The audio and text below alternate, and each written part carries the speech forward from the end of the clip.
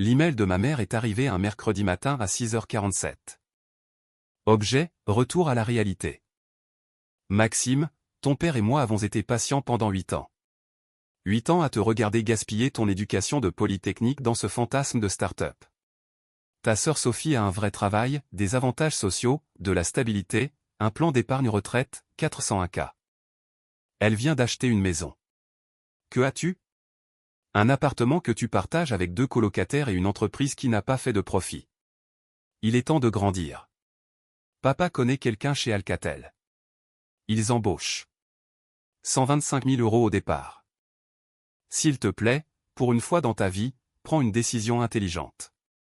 Maman. Je l'ai lu 2 fois, l'ai supprimé, et suis retourné au travail. J'avais cessé de me défendre il y a 3 ans. J'avais cessé d'essayer d'expliquer ce que Flux Analytics y a été en train de construire. J'avais cessé d'assister aux dîners de famille où chaque conversation se terminait par des regards inquiets et des suggestions utiles sur de vraies carrières. Mon téléphone a vibré. Ma sœur aînée. As-tu vu l'email de maman? Oui, ai-je dit. Elle veut bien faire, Maxime. Elle est juste inquiète. Je sais. Est-ce que tu vas bien financièrement? J'ai regardé autour de mon bureau, 19e étage, centre-ville de Paris, fenêtre du sol au plafond donnant sur la Défense. Le logo de notre entreprise gravé sur verre près de l'ascenseur. 127 employés. Revenu le trimestre dernier, 67 millions d'euros. Je vais bien, ai-je dit. Parce que si tu as besoin d'argent. Je n'ai pas besoin d'argent, Sophie. Et, je vérifie juste. Je t'aime. Je t'aime aussi. J'ai raccroché et j'ai fixé mon ordinateur portable. La tour Montparnasse brillait sous le soleil matinal. Mon reflet semblait fatigué. J'avais 34 ans. J'avais passé 8 ans à construire quelque chose qui était sur le point de changer l'analyse de données d'entreprise pour toujours, et ma famille pensait que j'étais en échec. L'ironie était presque drôle. Presque.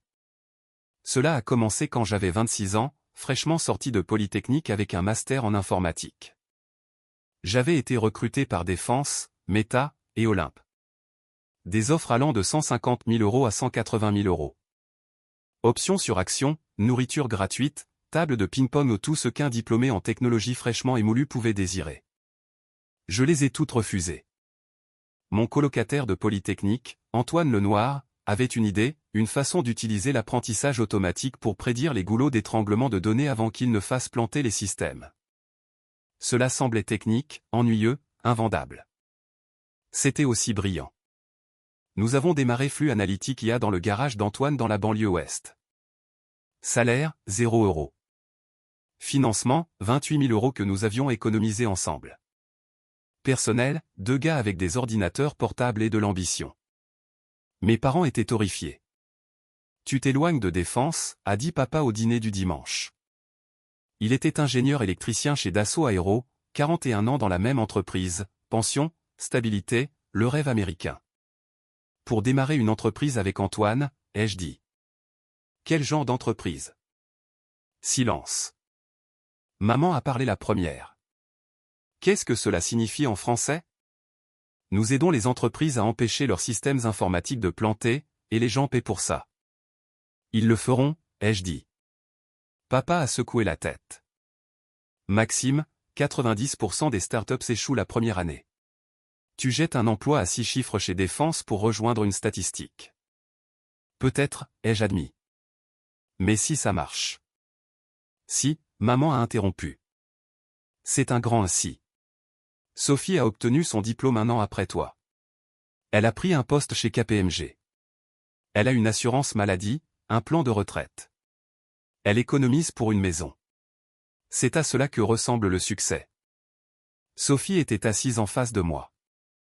Elle semblait mal à l'aise. Maman, je suis sûr que Maxime sait ce qu'il fait. Est-ce le cas? Maman m'a regardé. As-tu seulement une assurance maladie? Pas encore, ai-je dit. Et s'il tombe malade? Et si ce truc de start-up ne fonctionne pas? Alors j'aurai un travail, ai-je dit.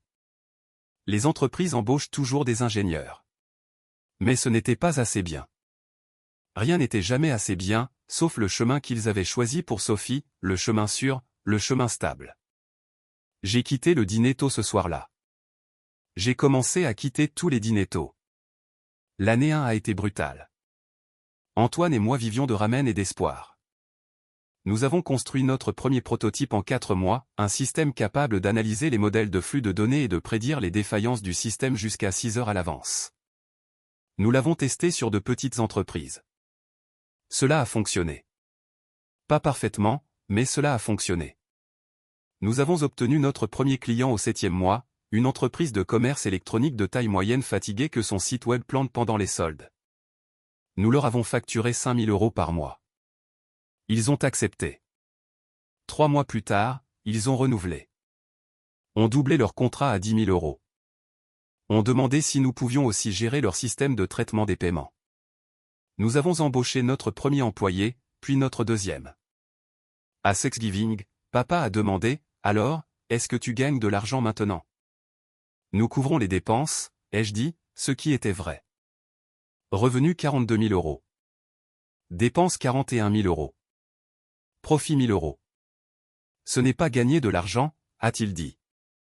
C'est atteindre l'équilibre. C'est un progrès, ai-je dit. Sophie a été promue, a dit maman. Consultante principale, 85 000 € de salaire. Elle finalise l'achat d'un condo le mois prochain. C'est génial, ai-je dit, et je le pensais. Sophie travaillait dur. Elle méritait son succès. Quand achèteras-tu une maison, a demandé maman. Quand je serai prêt, ai-je dit. Tu as 27 ans. Ta sœur a acheté à 26 ans. J'ai cessé d'aller à Thanksgiving après cela. L'année 2 a apporté un financement de série A, 2,7 millions € d'une société de capital risque de la Silicon Valley. Ils croyaient en notre technologie, croyaient en notre vision, voyaient ce que mes parents ne pouvaient pas voir. Nous résolvions un vrai problème pour de vraies entreprises. Nous avons embauché 15 employés supplémentaires, avons emménagé dans de vrais bureaux, avons lancé Flux Analytics IA 2.0 avec une analyse prédictive avancée qui pouvait prévoir les défaillances du système jusqu'à 48 heures à l'avance. Notre liste de clients a grandi, 20 entreprises, puis 40, puis 60. Le revenu a atteint 2,2 millions € cette année-là. À Noël, j'ai essayé d'expliquer à mes parents ce que nous avions accompli. Nous avons levé 2,7 millions € en capital risque, ai-je dit. Mais ce n'est pas ton argent, a dit papa. C'est l'argent des investisseurs. Qu'est-ce que tu gagnes? Mon salaire est de 70 000 € maintenant. Maman a froncé les sourcils. Sophie gagne 13 000 € de plus un bonus. Tant mieux pour Sophie, ai-je dit. Elle est plus jeune que toi et gagne plus d'argent, a dit papa. Vois-tu le problème? Je voyais le problème. Ce n'était juste pas celui qu'il croyait. Année 3, année 4, année 5. Nous avons grandi régulièrement, puis plus vite. Série B, 11 millions €, 65 employés. Série C, 32 millions €, 114 employés. Nous avons signé des contrats avec 3 entreprises du Fortune 500. Notre technologie empêchait en moyenne 47 défaillances majeures du système par client et par an, leur faisant économiser des millions en temps d'arrêt et en perte de revenus. Mais j'ai cessé de parler de travail à mes parents. À quoi bon? Chaque conversation était la même. Quand vas-tu trouver un vrai travail? C'est un vrai travail, maman. Je veux dire, stable. Avec des avantages sociaux. Sophie est directrice maintenant. 125 000 €. Elle parle d'acheter une maison dans la banlieue ouest. C'est merveilleux. Elle a 31 ans. Tu as 32 ans. Tu es toujours locataire. J'étais locataire d'un appartement d'une chambre dans le quartier du Marais pour 3 000 € par mois. J'aurais pu acheter une maison. J'aurais pu acheter 3 maisons, mais je remettais tout dans l'entreprise. Chaque dollar, chaque ressource, chaque once d'énergie, parce que nous construisions quelque chose qui comptait. Les entreprises utilisant Flux Analytics y a signalé 89% de défaillance critique du système en moins, 94% de réduction des temps d'arrêt imprévus, 2,7 millions € d'économies annuelles moyennes. Mais mes parents ne voulaient pas entendre de statistiques. Ils voulaient entendre que j'avais un plan d'épargne retraite assorti et un bureau d'angle dans une entreprise établie. Alors, j'ai cessé de leur dire quoi que ce soit. L'année 6 a apporté la percée. Olympe nous a approchés. Ils voulaient intégrer notre technologie dans Cloud Azure, tous les services Cloud Azure, chaque serveur, chaque système, chaque client. Le contrat valait 42 millions d'euros sur 3 ans. Nous avons embauché 73 employés supplémentaires. Nous avons déménagé dans de nouveaux bureaux au centre-ville, au 19e étage, avec vue sur la Défense. Série D, 110 millions d'euros. Évaluation, 800 millions d'euros. Je valais environ 280 millions d'euros sur papier entre mes capitaux propres de fondateur et mes actions investies, à l'âge de 33 ans. Mais je n'ai pas dit à mes parents. Que dirais-je? Vous vous souvenez de cette perte de temps dont vous vous plaignez depuis 6 ans? Elle vaut 800 millions d'euros maintenant. Surprise. Ils ne me croiraient pas. Ou pire, ils me croiraient et soudain tout changerait. Les années de déception et de désapprobation se transformeraient en fierté. Non pas parce que j'étais resté fidèle à ma vision, mais parce que j'avais finalement réalisé quelque chose qu'ils pouvaient comprendre, de l'argent. Alors je suis resté silencieux. Sophie m'a appelé en octobre. Et, tu viens au dîner d'anniversaire de maman? Je ne sais pas, ai-je dit. Maxime, tu n'es pas venu à un événement familial depuis 2 ans. J'ai été occupé. C'est ce que tu dis toujours. Avec quoi es-tu si occupé?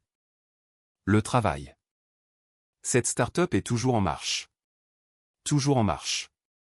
Comme si c'était une voiture à bout de souffle, un patient mourant sous assistance respiratoire. Oui, ai-je dit. Toujours en marche. Maman pense que tu nous évites. Je vous évite. Silence. Alors pourquoi? Parce que je suis fatigué, Sophie. Je suis fatigué de défendre mes choix. Fatigué des regards inquiets. Fatigué d'être comparé à toi comme si j'échouais à un test pour lequel je n'ai pas signé. Nous voulons juste que tu sois heureux. Je suis heureux, ai-je dit. Je construis quelque chose d'incroyable, quelque chose qui compte, mais aucun de vous ne peut le voir parce que cela ne correspond pas à votre définition du succès. Ce n'est pas juste, n'est-ce pas? À quand remonte la dernière fois où quelqu'un m'a demandé des nouvelles de mon entreprise? Vraiment demandé?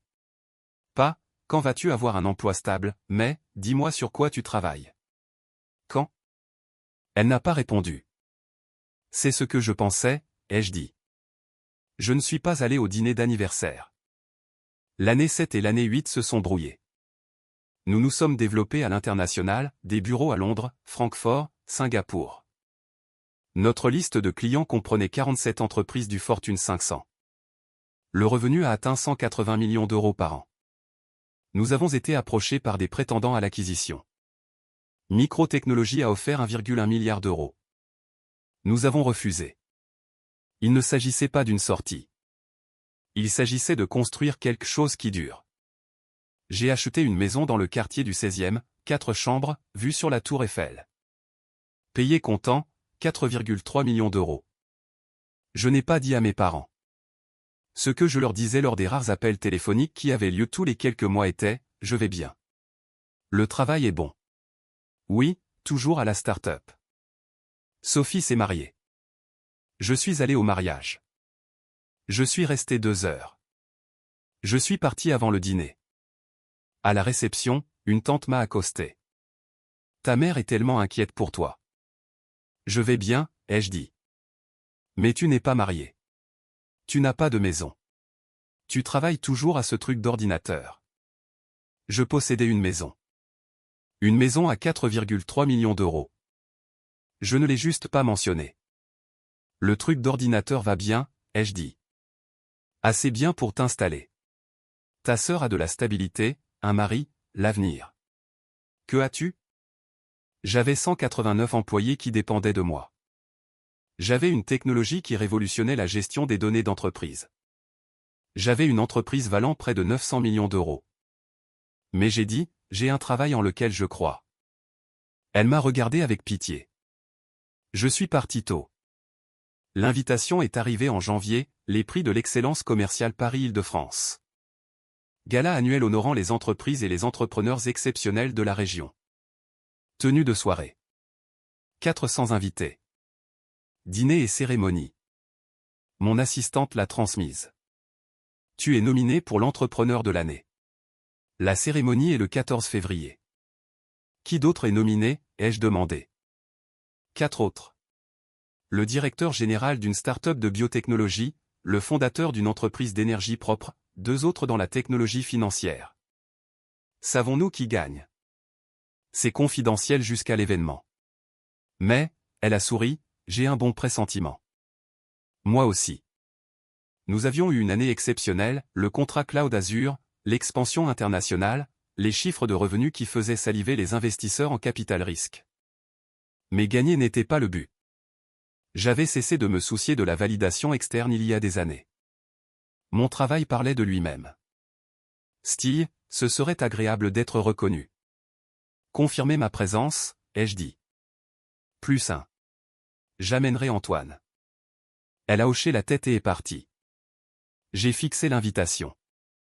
Le lieu était l'hôtel Georges V, Salon Royal. Traiteur part. J'ai regardé les petits caractères. Événement prestige traiteur, l'entreprise de ma mère. Ma mère avait démarré son entreprise de traiteur il y a 12 ans. Petits événements au début, fêtes d'anniversaire, dîners d'anniversaire, passant progressivement aux événements d'entreprise, mariages, conférences. Elle était douée pour cela. Professionnelle, fiable. Son entreprise employait 15 personnes. Revenu d'environ 720 000 € par an décent pour une petite opération de traiteur. Elle n'avait jamais été traiteur pour un événement auquel j'assistais. Nos mondes ne se chevauchaient pas. J'allais à des conférences technologiques et à des réunions d'investisseurs. Elle travaillait pour des mariages mondains et des dîners d'entreprise. Mais les prix d'excellence commerciale étaient assez importants pour nécessiter un traiteur professionnel et, apparemment, ils avaient engagé événement prestige. J'ai pensé à l'appeler, à la prévenir, mais que dirais-je? Salut, maman. Je suis nominé pour l'entrepreneur de l'année à un événement où tu es traiteur.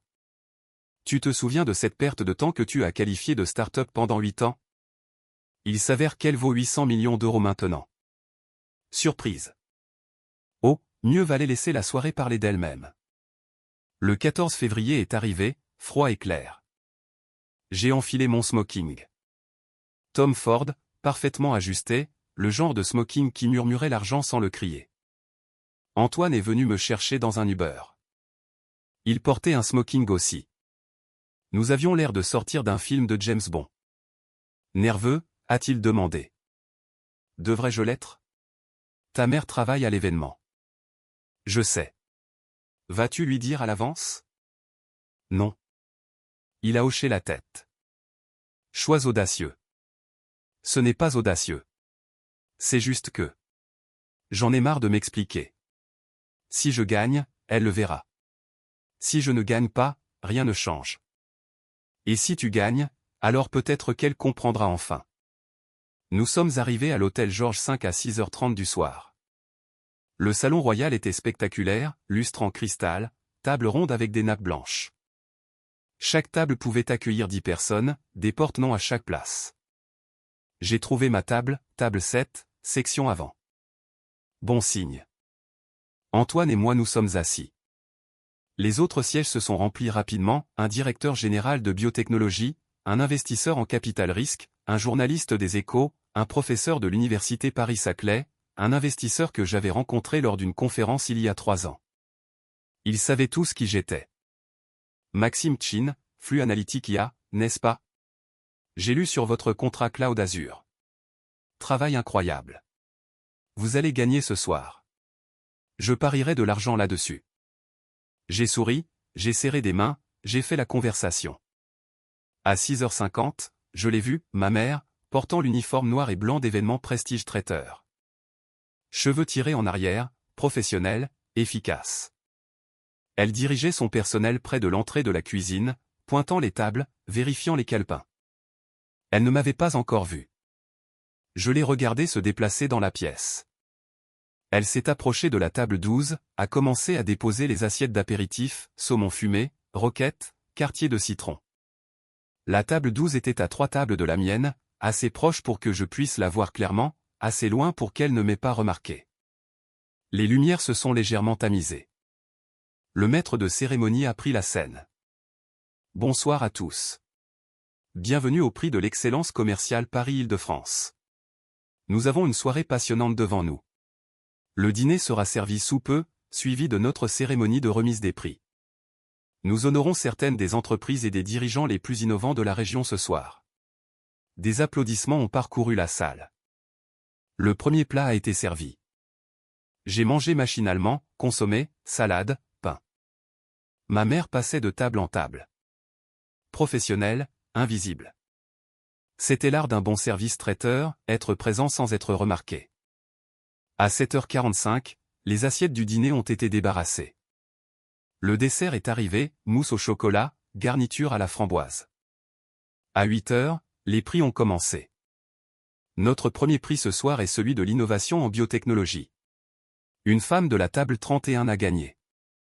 Elle a fait un discours, a remercié son équipe, s'est assise. Notre prochain prix est celui des pratiques commerciales durables. L'entreprise d'énergie propre. Un autre discours, plus d'applaudissements. Ma mère était près de la table 12, remplissant des verres d'eau. Et maintenant, a dit le maître de cérémonie, nous arrivons à notre honneur le plus prestigieux, le prix de l'entrepreneur de l'année de la baie. Ce prix récompense une personne qui a fait preuve d'une vision, d'un leadership et d'un impact exceptionnel dans la construction d'une entreprise qui non seulement atteint le succès financier, mais qui stimule également l'innovation et crée un changement significatif. Mon cœur battait la chamade. Les nominés de cette année représentent le meilleur de l'entrepreneuriat de la baie. De la biotechnologie à la technologie financière en passant par l'intelligence artificielle, ces dirigeants façonnent l'avenir de leurs industries. Il a énuméré les 5 nominés. Mon nom était 4e.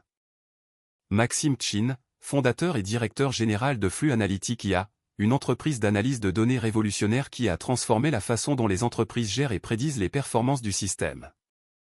Des applaudissements polis. Ma table a applaudi avec enthousiasme. J'ai regardé la table 12. Ma mère versait de l'eau pour une femme en robe rouge. Elle n'avait pas entendu mon nom, ou si elle l'avait fait, elle ne l'avait pas associé à son fils. Et le gagnant est. Le maître de cérémonie a ouvert une enveloppe, a fait une pause dramatique. Maxime Chin, Flux Analytics IA. La salle a éclaté en applaudissements. Je me suis levé, j'ai lissé ma veste, et j'ai commencé à marcher vers la scène. En passant devant la table 12, je l'ai vu. Ma mère, tenant un pichet d'eau, fixant la scène où le maître de cérémonie lisait à nouveau mon nom. Puis elle a baissé les yeux, m'a vu passer devant sa table. Nos regards se sont croisés. Son visage est devenu complètement blanc, sa bouche s'est ouverte, le pichet d'eau a basculé dans sa main. Puis elle a regardé la scène où ma photo était apparue sur l'écran massif derrière le podium. Maxime Chin, directeur général et fondateur, Flux Analytics IA. Évaluation de l'entreprise, 800 millions d'euros. Le pichet lui a échappé de la main. Il est tombé au ralenti, a heurté le sol, s'est brisé. De l'eau et du verre ont explosé sur le tapis. La femme en robe rouge a bondi, sa robe trempée. D'autres invités se sont tournés pour regarder. Ma mère est restée figée, fixant le verre brisé à ses pieds. J'ai continué à marcher, montant les escaliers jusqu'à la scène. Le maître de cérémonie m'a serré la main, m'a donné le prix, une sculpture en cristal, lourde, élégante. Félicitations, Maxime. Voudriez-vous dire quelques mots? J'ai pris le microphone, j'ai regardé les 400 visages et un visage en particulier, ma mère, toujours debout près de la table 12. Ses collègues nettoyaient le verre brisé autour d'elle. Elle n'était pas en mouvement. J'ai commencé à parler. Merci. Il y a 8 ans, j'ai lancé Flux Analytics IA avec mon cofondateur Antoine Lenoir dans un garage en banlieue ouest. Nous avions 28 000 euros d'économie, pas de salaire, pas d'assurance maladie, et une idée que la plupart des gens pensaient folle. Léger rire de l'auditoire. On nous a dit de trouver de vrais emplois, des emplois stables, des emplois avec des avantages sociaux et des plans d'épargne retraite et des avenirs prévisibles. Et pendant longtemps, je me suis demandé s'ils avaient raison, si nous perdions notre temps, si la stabilité était le choix le plus intelligent. J'ai marqué une pause. Mais nous croyions en ce que nous construisions. Nous croyions que les données ne devaient pas être réactives, que les entreprises ne devaient pas attendre que les systèmes plantent avant de les réparer. Que la prédiction vaut mieux que la réponse. J'ai regardé ma mère. Elle pleurait. Aujourd'hui, Flux Analytics y assère 47 entreprises du Fortune 500. Nous avons empêché plus de 8000 défaillances critiques du système. Nous avons fait économiser à nos clients un montant estimé à 300 millions d'euros en coût de temps d'arrêt. Nous employons 189 personnes dans 4 pays. Et nous ne faisons que commencer. Applaudissements. Ce prix n'est pas seulement le mien. Il appartient à chaque personne qui a cru en cette vision quand nous n'étions que 2 gars dans un garage. À chaque employé qui a tenté sa chance dans une start-up quand il aurait pu choisir la sécurité. À chaque client qui nous a fait confiance avec leur système. À mon cofondateur Antoine qui est avec moi depuis le premier jour. J'ai soulevé le prix. Et à tous ceux qui ont douté de nous, merci. Vous nous avez fait travailler plus dur. La salle s'est levée, une ovation debout. J'ai quitté la scène, je suis retourné à ma table, j'ai posé le prix. Antoine m'a serré dans ses bras. C'était parfait. Les autres invités à ma table m'ont félicité, m'ont serré la main, m'ont demandé des cartes de visite. J'ai regardé vers la table 12. Ma mère était partie. Je l'ai trouvée dans le couloir de la cuisine 20 minutes plus tard. Elle était assise sur une chaise pliante en métal, pleurant toujours. Un de ses employés se tenait à proximité, l'air inquiet. « Madame Chin, ça va ? » « Je vais bien, » a-t-elle dit. « Donnez-moi juste une minute. » L'employé m'a vu approcher. « Monsieur, cette zone est réservée au personnel de service traiteur. »« C'est bon, » ai-je dit. « C'est ma mère. » Les yeux de l'employé se sont écarquillés. Elle a regardé ma mère, puis moi, puis s'est rapidement éloignée. Je me suis assis sur la chaise pliante à côté d'elle. Pendant un long moment, aucun de nous n'a parlé. Finalement, elle a chuchoté, 800 millions d'euros. Oui. 8 ans? Oui. Et tu ne nous as jamais dit? Non. Elle s'est tournée pour me regarder. Son maquillage coulait. Elle avait l'air plus vieille que dans mes souvenirs. Fatiguée. Pourquoi, a-t-elle demandé. Pourquoi ne nous as-tu pas dit? J'ai pris une inspiration. Parce que ça n'aurait pas eu d'importance. Pas au début. Quand nous étions dans le garage avec 28 000 euros, si je t'avais dit que nous allions construire une entreprise d'1 milliard d'euros, tu ne m'aurais pas cru. Tu aurais pensé que j'étais délirant. Quand nous avons levé nos 2,7 premiers millions, tu aurais dit que c'était l'argent des investisseurs, pas de l'argent réel. Quand nous avons atteint 10 millions d'euros de revenus, tu aurais dit que nous n'étions pas encore rentables. Il y aurait toujours eu une raison pour laquelle ce n'était pas assez bien. Alors, j'ai cessé d'essayer de te prouver quelque chose. Ce n'est pas juste, a-t-elle dit. N'est-ce pas, maman? Tu as passé 8 ans à me dire de trouver un vrai travail, 8 ans à me comparer à Sophie, 8 ans à traiter mon entreprise comme un passe-temps que je devais dépasser. Parce que nous ne comprenions pas. Tu n'as pas essayé de comprendre, ai-je dit doucement. C'est la différence. Tu n'as jamais demandé ce que nous construisions. Tu n'as jamais demandé à voir le bureau. Tu n'as jamais demandé des nouvelles de nos clients ou de notre technologie ou pourquoi j'y croyais tant. Tu as juste décidé que c'était une perte de temps et tu as passé 8 ans à attendre que j'admette que tu avais raison. Elle pleurait plus fort maintenant. Nous étions inquiets pour toi. Je sais. Mais ton inquiétude ressemblait à un jugement. Ton souci ressemblait à une déception. Et au bout d'un moment, j'ai juste cessé de venir parce que ça faisait moins mal que de me sentir constamment comme si j'étais un échec à tes yeux. Tu n'as jamais été un échec à nos yeux, a-t-elle chuchoté. Ce n'est pas ce que j'ai ressenti. Nous sommes restés en silence.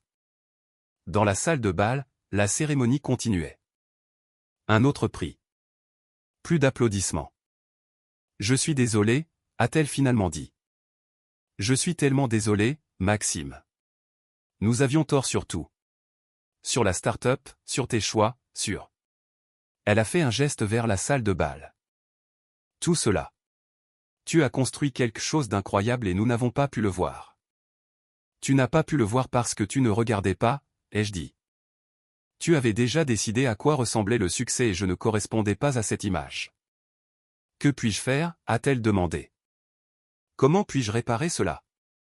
J'ai réfléchi à cela, aux 8 années de déception, aux dîners manqués, aux appels téléphoniques auxquels j'avais cessé de répondre, à la distance qui s'était creusée entre nous. Tu peux commencer par réellement me poser des questions sur ma vie, ai-je dit. Ne pas la comparer à celle de Sophie, ne pas t'inquiéter de la stabilité, juste demander, sur quoi je travaille? Quels sont mes objectifs? Qu'est-ce qui me passionne pour l'avenir? Tu peux commencer par être curieuse de qui je suis réellement au lieu d'être déçue de qui je ne suis pas. Elle a hoché la tête. Je peux le faire. Et tu peux arrêter de penser qu'il n'y a qu'un seul chemin vers le succès. Le chemin de Sophie est valide. Le mien l'est aussi. Ils sont différents. Cela ne rend aucun des deux mauvais. Tu as raison. Elle a essuyé ses yeux. J'ai hésité.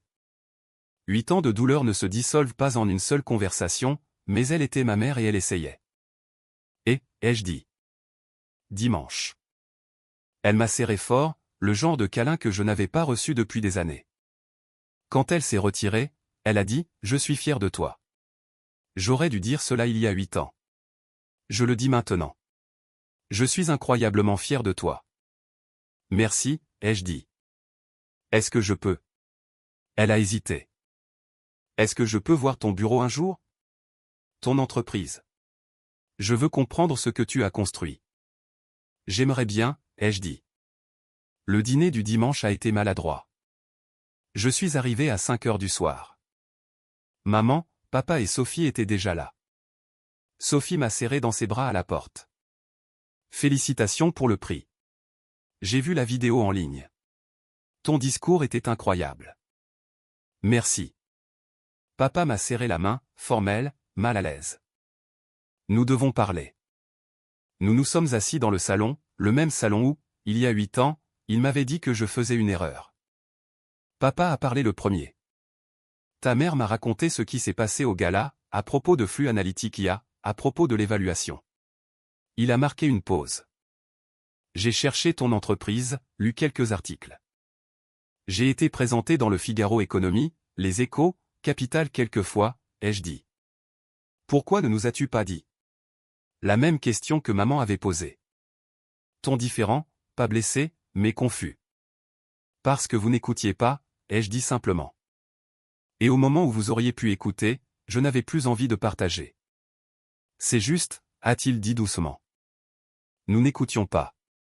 Nous avions une idée de ce à quoi ta vie devrait ressembler, et quand cela ne correspondait pas à cette idée, nous avons supposé que tu étais en difficulté. Nous avions tort. Oui, ai-je dit. Vous aviez tort. Sophie a pris la parole. Pour ce que ça vaut, je n'ai jamais pensé que tu échouais. Je ne savais juste pas comment m'opposer à eux quand ils étaient si inquiets pour toi. J'ai regardé ma sœur. Elle avait toujours été prise entre deux feux, l'enfant prodige qui n'avait jamais demandé la comparaison. Je sais, ai-je dit. Je ne t'en veux pas. Maman a apporté le dîner, rôti de peau, purée de pommes de terre, le repas qu'elle avait préparé tous les dimanches pendant 20 ans. Nous avons mangé principalement en silence. Puis papa a dit, parle-nous de Flux Analytics. Vraiment. Dis-nous. Que fait ton entreprise? Alors, je l'ai fait. Je leur ai parlé de l'analyse prédictive, des algorithmes d'apprentissage automatique qui pouvaient voir des modèles que les humains manquaient, du contrat Cloud Azure, de l'expansion internationale. Des vies que nous avions indirectement sauvées en empêchant des défaillances critiques du système dans les hôpitaux, les réseaux électriques et les systèmes financiers. Je leur ai parlé de notre équipe, des brillants ingénieurs du Massachusetts Institute of Technology, de Polytechnique, de l'Université Paris-Saclay, de l'équipe de vente qui avait signé 47 contrats du Fortune 500. Des responsables de la réussite client qui travaillaient sans relâche pour s'assurer que notre technologie tenait ses promesses. Je leur ai parlé de l'avenir, des lancements de produits prévus pour l'année prochaine, des industries dans lesquelles nous nous développions, du potentiel d'introduction en bourse dans 18 mois. Ils ont écouté, vraiment écouté. Quand j'ai terminé, papa a dit, c'est incroyable, mon fils. J'aurais aimé que nous le sachions. J'aurais aimé que vous demandiez, ai-je dit. Nous demandons maintenant, a dit maman. Mieux vaut tard que jamais. J'ai souri. Un petit sourire, mais réel. Oui, ai-je dit. Mieux vaut tard que jamais.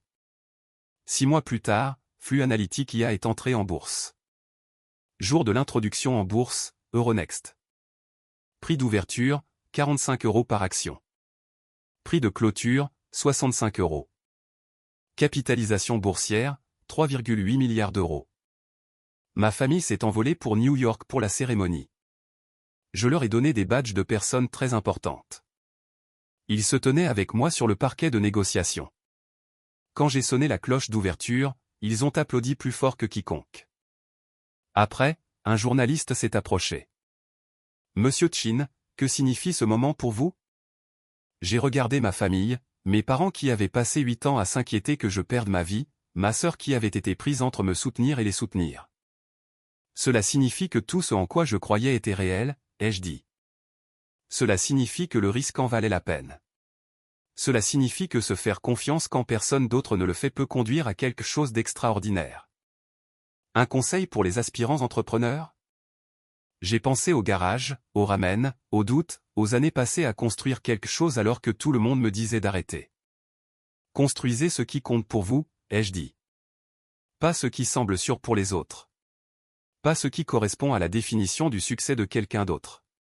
Construisez ce en quoi vous croyez. Et si les gens doutent de vous, laissez-les. Leur doute ne définit pas votre réalité. L'interview s'est terminée. Nous sommes allés dîner dans un restaurant à Manhattan. Cher. Célébratoire. Papa a levé son verre. À Maxime, qui savait ce qu'il faisait depuis le début, même quand nous ne pouvions pas le voir. À Maxime, tout le monde a fait écho.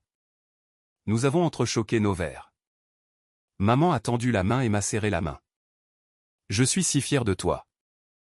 Je sais, maman. Non, a-t-elle dit. Je veux dire, je suis fier de qui tu es, pas seulement de ce que tu as construit.